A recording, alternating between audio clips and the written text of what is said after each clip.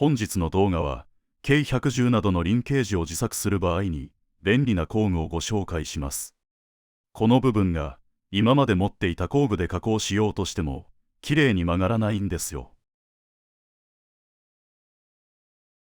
K110を極めたい方は違う高性能なサーボを搭載してみたいなと思うかもしれませんが、そこで問題になるのがリンケージの長さです。ここでは搭載例としてEMAX のサーボを合わせてみますが、ご覧のようにサーボホーンの軸がかなり上になり、リンケージを短くしないとニュートラルが出せなくなります。ロッドエンドをねじ込んで短くすることもできますが、それでもまだ長い場合があります。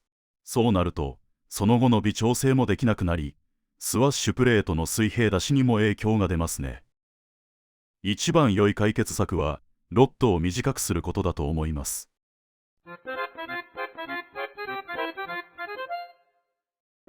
これはテール部分を K110 のものに変えている K120 なのですが、搭載サーボは標準のものです。このサーボのサイズが K110S のものと同じなんです。なのでこの機体に K110S のサーボを搭載することは可能です。この機体は K120 フルブラシレスですが、サーボは EMAX の ES9251 を使っています。この機体に乗るサーボは K110S でも搭載できるということですね。サーボがわずかに長いので、サーボマウントにスペーサーを入れて少しかさ上げする必要があります。私は K110S にこのサーボを搭載したことはないのですが、参考にしてください。一つ付け加えると、K120 に K110S のサーボを搭載すると、サーボの作動電圧が違うので、サーボモーターの寿命が短くなると思います。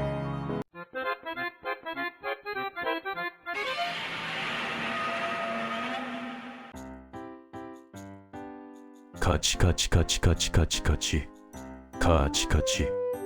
僕はワイヤーループプライヤーだぞ。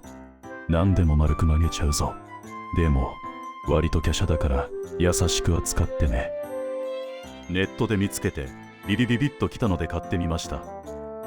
最初から K110 のリンケージを自作できないかと考えて購入したんですよ。この微妙に反り上がってるところが私のハートをキャッチしました。リンケージロッドの代わりになるものがあったので使ってみます。これはサーボのケースを固定するネジですね。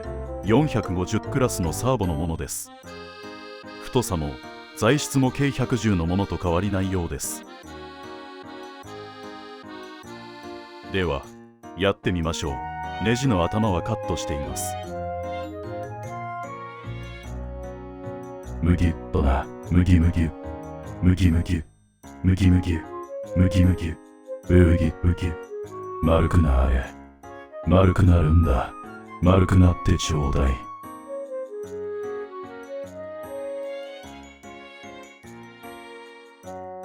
ここまで曲げたら100均のラジオペンチで形を整えます。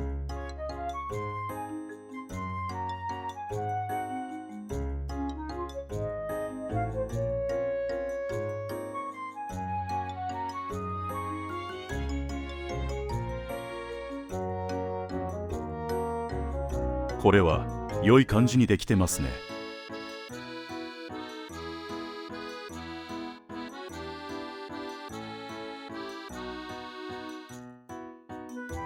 これぐらいで切れば十分じゃないですか。全然問題ないですね。試しに長いネジを使ってリンケージを作りましたが、本来は元のリンケージを短く加工することだと思います。丸い部分を少しカットしてループプライヤーで形を整えるという作業になると思います。ということでワイヤーループプライヤーを使って K110 のリンケージを作ってみるという動画でした。本来の使用用途はこのような輪っかを作る工具ですが、 K110 のリンケージも簡単に作れました。持っていると便利な工具だと思います。ただしリンケージロッドは硬いのでそれなりに工具が痛みます。優しく扱って長持ちさせるしかないですね。